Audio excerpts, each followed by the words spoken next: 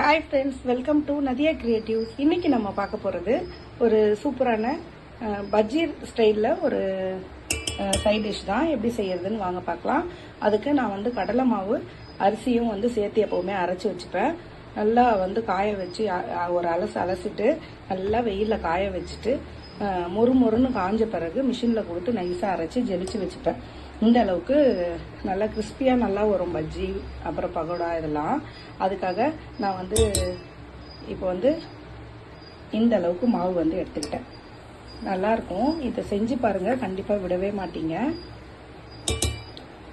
இப்போ எடுத்தாச்சா, இதில் வெங்காயம், அப்புறம் கருவேப்பிலை, பூண்டு இடித்து வச்ச பூண்டு சேர்க்க போகிறோம். ஒரு 4-5 பல்லு அளவுக்கு பூண்டு தோல் எடுத்துகிட்டு இடித்து வச்சுருக்கேன், அதை சேர்த்துக்கிறேன். அதுக்கப்புறம் பொடியாக நறுக்கின கருவேப்பிலையும், அப்புறம் பொடியாக நறுக்கின வெங்காயம். வெங்காயம் ஒரு 3 மீடியம் சைஸ் வெங்காயம் பொடியாக கட் பண்ணி வச்சுருந்தேன், அதை நான் சேர்த்துக்கிறேன். இது கூட கொஞ்சம் மசாலாஸ் சேர்த்துக்கிறோம், ஒரு ஸ்பைசியாக நல்லாயிருக்கும். அதுக்காக மஞ்சத்தூள் ஒரு 1/4 ஸ்பூன், அப்புறம் மிளகாத்தூள் 1 ஸ்பூன் அளவு சேர்த்துக்கலாம்.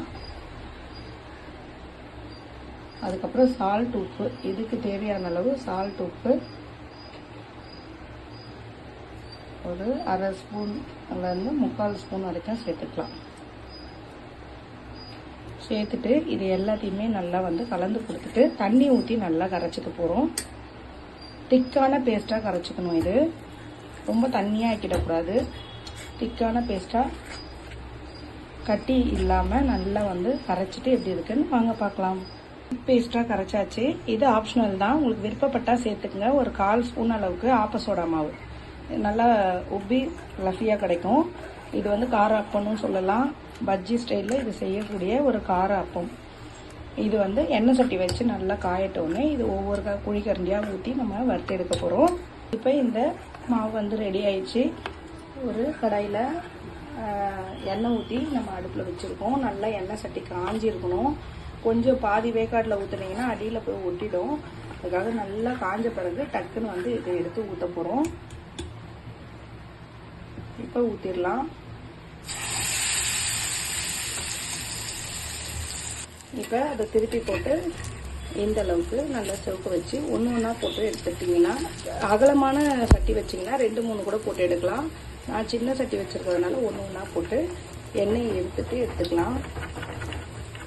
இதே மாதிரி ஒன்று ஒன்றா சுட்டு எடுத்துட்டு எப்படி இருக்குன்னு பார்க்கலாம்.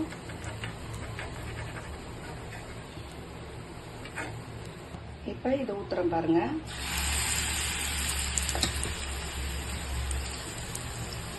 அப்படியே செவந்து வரும். அப்படியே டிஸ்டர்ப் பண்ணாமல் இதை அப்படியே விட்டிங்கன்னா கொஞ்சம் நேரம் செவந்து மேலே எழுந்து வந்த பிறகு திருப்பி போடணும். இப்போ செவந்துருச்சு. இதை திருப்பி போட்டுக்கலாம். இதை திருப்பி போட்டு கொஞ்சம் பின்னாடி பக்கமாக அந்த மாவு செவப்பட்டோன்னு எடுத்துட்டிங்கன்னா சூப்பரான நம்மளோட கார அப்பம் ரெடி ஆகிடும். இதே மாதிரி நீங்களும் செஞ்சு பாருங்கள். செஞ்சு பார்த்துட்டு கண்டிப்பாக கமெண்டில் எப்படி இருக்குன்னு சொல்லுங்கள். இதே மாதிரி உங்களுக்கும் பிடிச்சிருக்கான்னு கமெண்டில் சொல்லிவிட்டு லைக் பண்ணுங்கள், ஷேர் பண்ணுங்கள், கமெண்ட் பண்ணுங்கள், சப்ஸ்கிரைப் பண்ணுங்கள். பக்கத்தில் பெல் ஐக்கான் பட்டனை ப்ரெஸ் பண்ண மறந்துடாதீங்க. தேங்க்யூ.